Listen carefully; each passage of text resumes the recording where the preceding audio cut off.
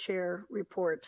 And I say that because I'm always looking for a way to use penultimate in a sentence. Because of my voice, this will be a truncated report. I'm not going to have slides today.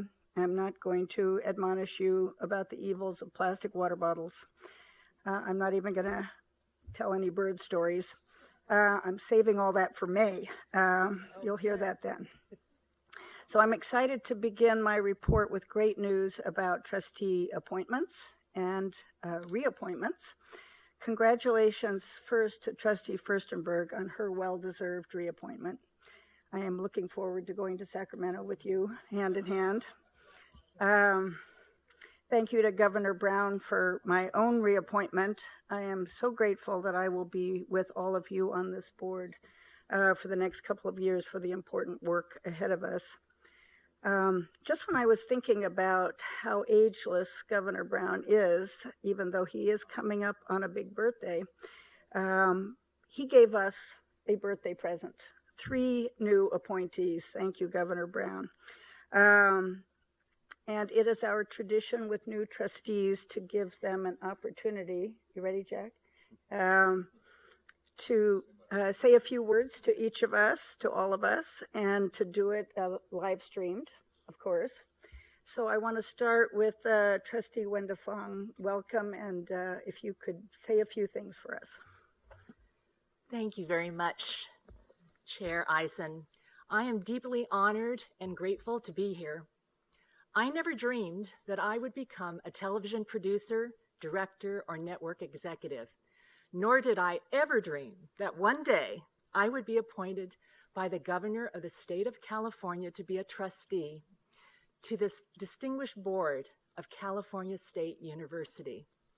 But I did know that my parents and grandparents had grand dreams for me and my brothers and sisters.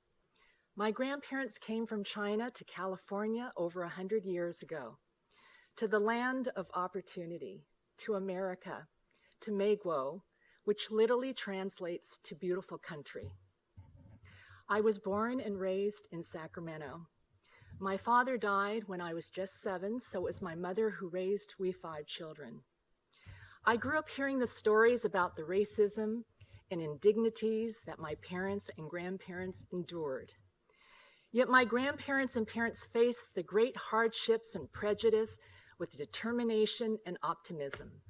They sacrificed, worked hard, endured, and succeeded so that we could live the American dream. I often heard from my mother that my grandparents came to this country so that their children and grandchildren would never have to lift anything heavier than a pencil, all afforded to us because of education. It was also instilled in us that with success comes responsibility to be good citizens, to serve, to make a difference. It is why I am so honored to be joining you, this room filled with people dedicated to the mission, the values, the vision of the CSU. I want to read a lovely message that Chancellor White sent to me. Wenda, welcome to the Board of Trustees. I look forward to our important work together advancing the CSU as we help create more opportunity for our students, their future, and their California's future society and economy. I take that to heart. Thank you. Thank you, Trustee Fong, and welcome. Thank you.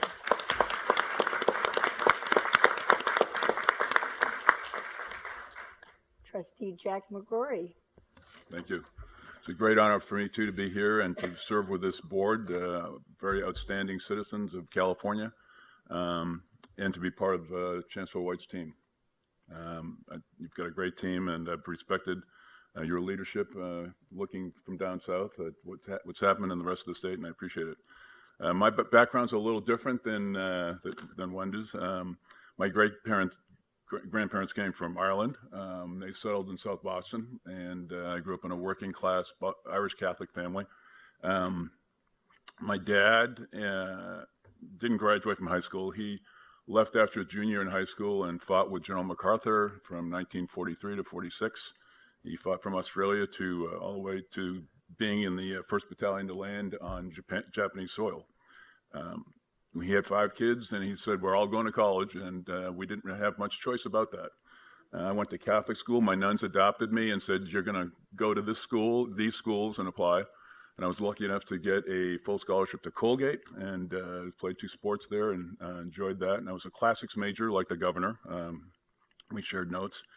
I also went to an all-boys school, which he appreciated, and the Catholic background. My last day of graduation, I got drafted, and I ended up spending 4 years as a Marine Corps infantry lieutenant. I got my MBA in the military down at Quantico, and then off to Asia for 13 months.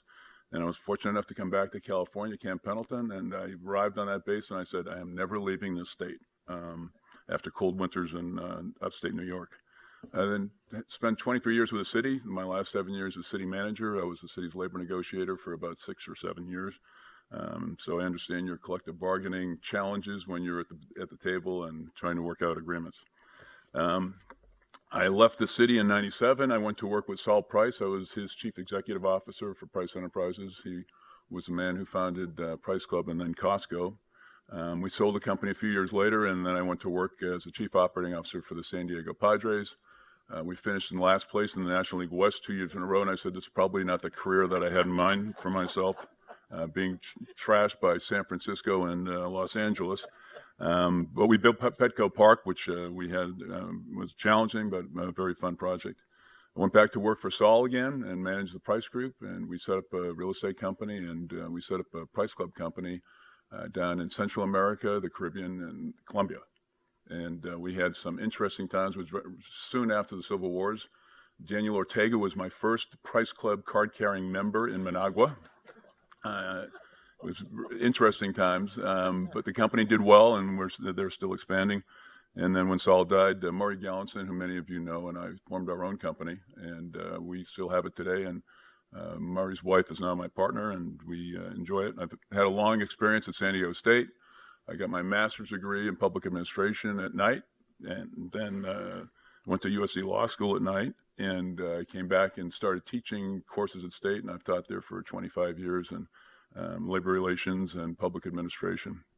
I've also been on the Campanile board for 9 years, and we raised $850 million on our campaign, and Sally is still moving it along at a fast clip. So appreciated working in the system, being part of the system. CSU is kind of in my blood, and I appreciate being on this board. Thank you. Thank you, Trustee McGill. Thank you so much. We have one other new trustee, Chris Steinhauser, who is unable to be here today, but we will have an opportunity to hear from him in the next meeting. But thank you so much, Jack and Wenda, for your comments and for your stories and for your commitment to this illustrious and impactful institution. Before I move on, thank you, Trustee Simon, for the ginger tea. It's working. You know, we've spent many hours and days, each of us, in this last month, assuring that those who allocate California's tax dollars know well the impact the CSU has on literally millions of lives and on the economic health of this great state. The reports that we heard yesterday and the report that we heard today, I think, fully validate our tremendous impact and the value that the CSU brings to the state. We all agree, probably, that we need to invest with an eye to the possible, and some say inevitable, rainy day. But we, as California trustees, have been entrusted to care for this institution, to assure that it continues to serve the public good in sickness and in health, as they say. And what greater duty can we perform than to urge the state funding that we have requested? We are a hedge against that rainy day. We, the CSU, are a hedge against that rainy day. An investment in the CSU is an investment in California's future. One of our speakers yesterday quoted, or partially quoted, Rabbi Hillel, who was a sage and a scholar about 2,000 years ago. And I wanted to end with the full quote from Rabbi Hillel because it speaks to our mission, it speaks to our advocacy for full funding, and it speaks to our partnership with California. So this is roughly translated from the Hebrew, but 2,000 years ago, but here it is. If I am not for myself, who will be for me? But if I am only for myself, what am I? And if not now, when? That concludes my report. Thank you, Chair Eisen.